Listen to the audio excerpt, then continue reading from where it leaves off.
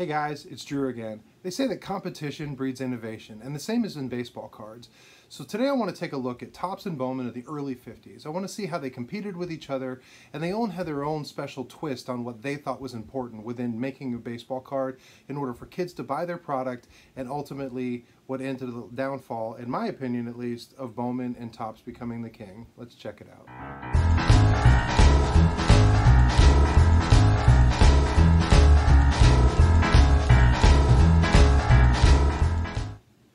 I was looking through my baseball cards, specifically the cards of the 50s, and I noticed something that I had never noticed before. A common theme with Bowman cards from when they first started producing baseball cards in 1948 all the way through the end of when they finally shut down in 1955.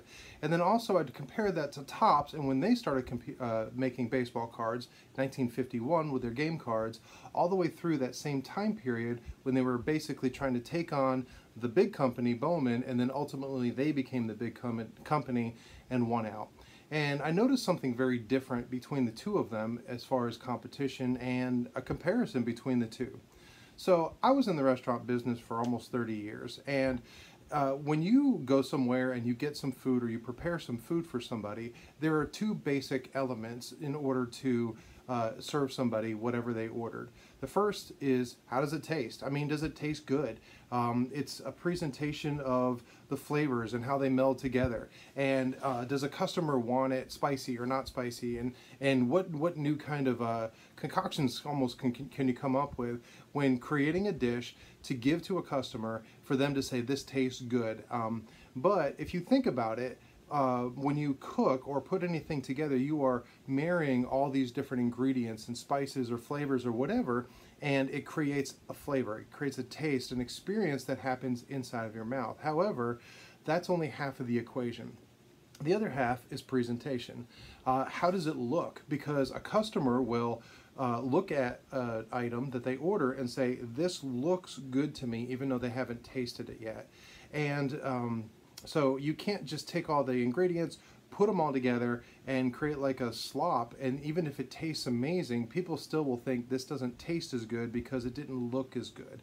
And I was thinking about this contrast and comparison between both presentation and the flavor of food, and related that to baseball cards. Now, I didn't taste my baseball cards, but what I was thinking about was how there's two different aspects, and that I feel that Bowman as a company really felt it was important for them to show the player. This is what it was about. It was getting just a piece of cardboard with something printed on it, but it was about the player. It was about the player selection. It was about how the player was presented, and that was the important part. That was sort of the flavor, the taste. That's why you get a baseball card. That's why it's different between getting a Mickey Mantle or a Joe Nuxhall. It was the player. That's what is important to Bowman. But for Topps, I kind of felt like it was more about presentation. It was when a kid would open a pack of cards and see it, it wasn't just about who was on the card, it was about design. And I want to show how card design changed from Topps year to year, and how Bowman was very staunch, in my opinion at least, on how to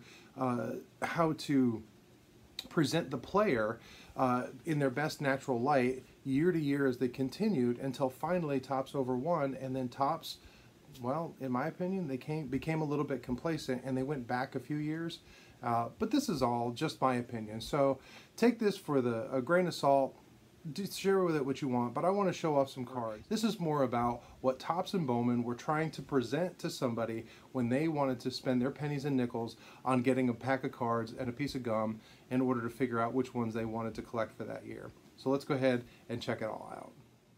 Okay guys, so again, I want to just show off a card from every set from 1948 through 1955 with Bowman, and then I'm going to show off 1951 through actually 1957 with Topps. So first, because Bowman was around first, we're going to kind of go through just a quick snapshot of what Bowman's cards look like now. So first was 1948 Bowman, and it was a black and white set.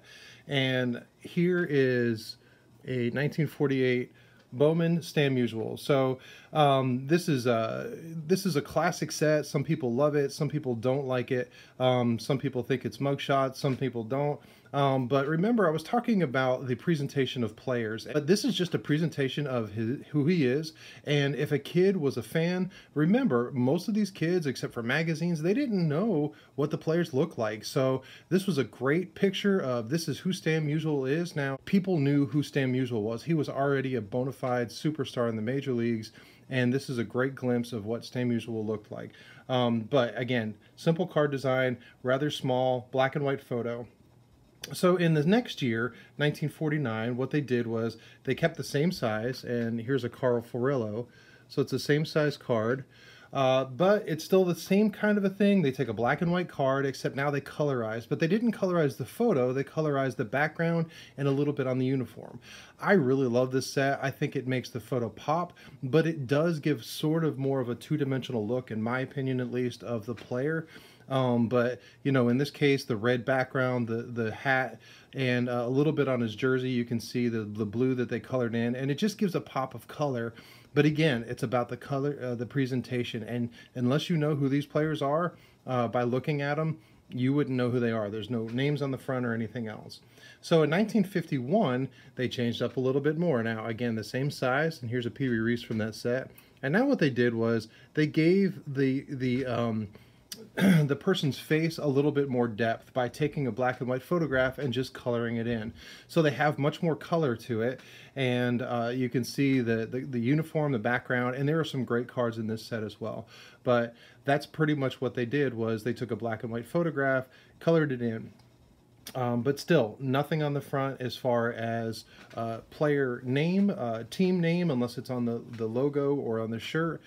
This is just the card. This is a presentation of the player. This is the flavor of a baseball player, so to speak. 1951, they actually expanded the cards up. They're a little bit bigger. So this is a Larry Doby. Again, they took a black and white photograph, but now they made it much more detailed. There's a lot more size to them. A lot of the images are the same from the previous year, but they added a little bit more color, a little bit more detail. And I've heard a lot of complaints about how 1950 and 1951 Bowman look like the same cards because of the same images, but they actually did add some little details here and there. Famously, and I don't have either of these cards, but the Ted Williams, I know it sounds silly, but they added clouds to the 1951 Bowman, and I think that's kind of cool that they took that time to add a little bit more in. Again, they're just accenting the player. Now, this is the first time that a player's name appeared on the front of the card for Bowman. It's just in the little black box in the corner, but you can actually see this is who it is. But still, this is a presentation of the player. The player is in the forefront. It's not about design of the card. It's about this is the player. This is what you're collecting. This is what you want.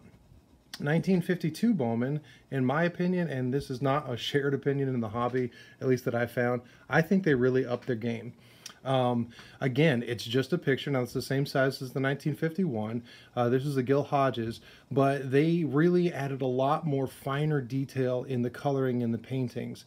So if you look at his hands, there's more outline in his eyes. His face, there's more. It looks closer to the actual photograph than, say, 1951, where it was colorized, but in 1952, they really added it, and they added the name, but now it's in script in the person's handwriting. It's kind of like an autograph. You can see that it's just a great set, lots of color, and lots of detail in the background. They did a lot of detail as far as painting in stadiums, background things, and just one of my favorite sets. And then, of course, the famous and most popular, probably the 1953 Bowman color. So this is a red Shane Dinks, and they really changed a lot as far as what they were doing here. So they've got full color photographs, lots of color, lots of background, great poses. The card is larger than the 1952, and they really came at it hard trying to show off just the players. Again, no names on the front, nothing else. Just the player, an action shot, a posed action shot, but still a very beautiful set in its entirety. And then 1954, for a number of reasons, they kind of went backwards a little bit. 1954, here's a Carl Erskine. So they have a lot of color in it, but it's a much more muted color, especially compared to the 1953. It's the photograph colored in, which goes back to more of the 1949 or 1950 even, a colored in photograph as opposed to more of a painting of an art, say 1951 or 2. But again, just down in the corner, you've got the player's name. It's in script, so it's kind of like they took the 1951 box and the 1952 script, and they added them together, and that's what they created. And then finally, 1955, their final set. They went horizontal and they put it in a TV. And again, love it, hate it, or whatever, it is what it is. But again, in my opinion, this is the first time they really tried to marry the two. But this is a presentation of the years from 1948 through 1955 of Bowman. And now I'm going to do the same thing for Topps, and then we are going to compare the two.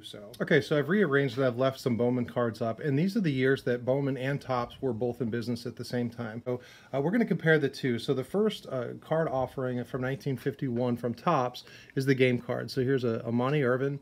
And one thing I want you to take a look at is not just the size. Of course, this was a game.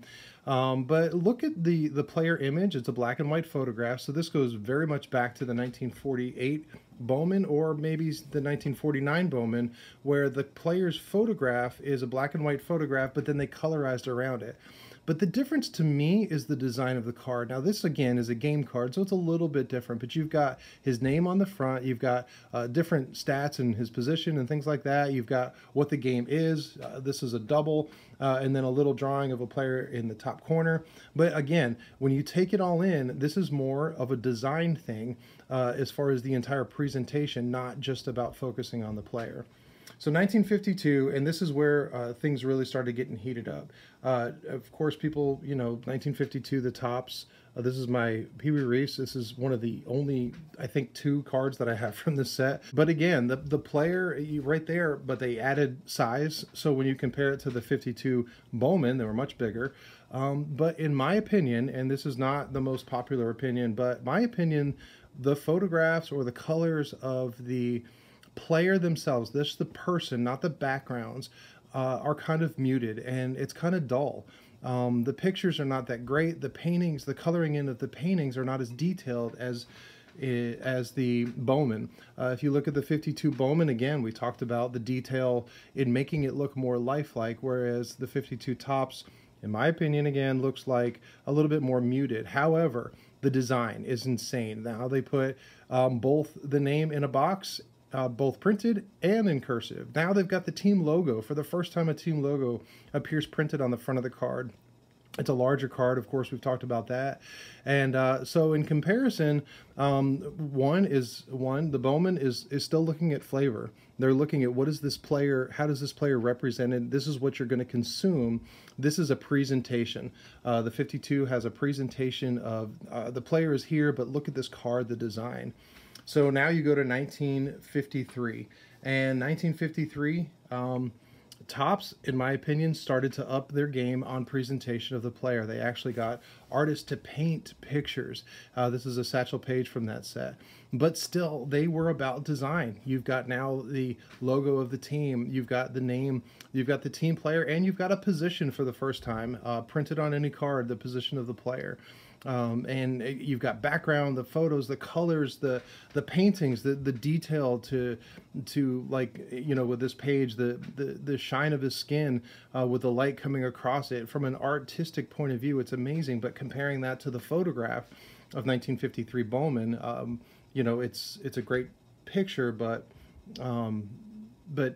it's just, they're totally different. But again, one, in my opinion, is all about the flavor of the player, the presentation of who they are, and the other one is both. Now, so Topps is starting to up their game a little bit on presentation of the player, but also keeping well with design. In 1954, I've got here a Ted Williams. So 1954 Ted Williams, and now Topps did it again. So now they've added a second image of the player. They've got the script on, they've got the player, the team logo, they've got the name, they've got the position. They're adding more and more to it, but it's not getting too crazy busy. It could very easily go over the top. So they kept the background just one color, where they didn't put, say, the backgrounds of the stadium, or in this case, the trees with the Satchel Paige. They just kept a black background. So now they're presenting the player. They are presenting the player as who they are, but they are also keeping it within the design. And when you look at that compared to 1954 Bowman, I think most people would clearly say that Topps won that design, because now they are presenting the player and presenting, whereas Bowman still hasn't gotten to that point yet. But this is the first year that either set went completely horizontal, and they both did it at the same time. So this point now, Topps has done it again. They've got two players, except now instead of a black and white photograph, they've got a colored in painting of a photo of the player in an action shot. And now instead of one color, they have it fade across with different colors. Again, you've got player name, you've got team logo, you've got the player name here, a great front picture, a photograph picture colored in. And at this point now, Topps is really coming high with their game, both with design and with the flavor of presenting the player. And in my opinion, this was Bowman's last-ditch effort to, okay, we're finally going to try to do flavor. We're trying to go, presentation. And they went all out with the color TV, and obviously it didn't win over the fans enough to stay in business. Okay, so now I took the Bowman cards out, and I've only got the Topps left. And we're going to continue on for a couple of more years. Now, in 1956, here's a great picture of Monty Irvin, a great card. I love this.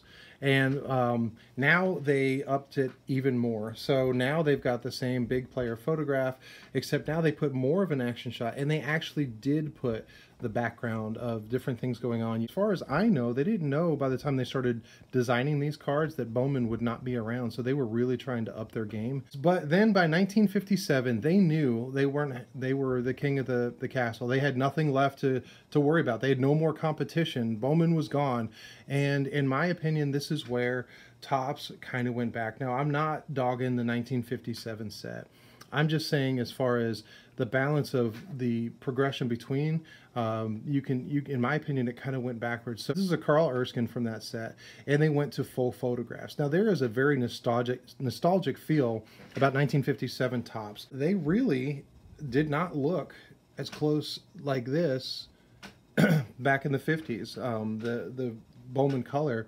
And when you look at the two compared to itself, you know, the colors of the 53 Bowman and the actual photography is much more close to what we would see later on. The 57 is more muted. The green is never quite as green in the colors, the blue in his uniform. And then as far as design is concerned, they kind of went much more basic. You know, if you look at the progression, they've got names and logos, they've got signatures and team names and positions and all this other stuff. And by the time you get down to 1957, they have the name, they have the team name, and they have his position, but no more logos. No more script writing, no more extra pictures within, where you've got at least, you know, 2 pictures in the previous 3 years of the player. It's still a great set, and there are some insane cards in that set. But as far as 1957, in my opinion, Topps started to get lazy. They had kind of already won, and they didn't have to present as well because there was no other competition. Right. So this is my opinion. This is definitely, you know, debatable and discussable, and I would be more than happy to hear anybody's thoughts on this. I know this is a bit longer of a video, but I just thought it was kind of cool when you look at the cards, and I'm going to put some cards back up here as I finish out. But as you look at the cards, when you discuss design, how Topps, in my opinion, was focused on the presentation of the product. They were focused on what does the overall picture look like, whereas Bowman was much more focused on, you know, what did the player, you know, the flavor of it, so to speak. And I just think it's kind of a cool comparison when you look at them. And so I appreciate you guys tuning in. If you lasted this long, I appreciate that as well. Until next time, I hope you guys have a great day, have a wonderful week, and you guys be good.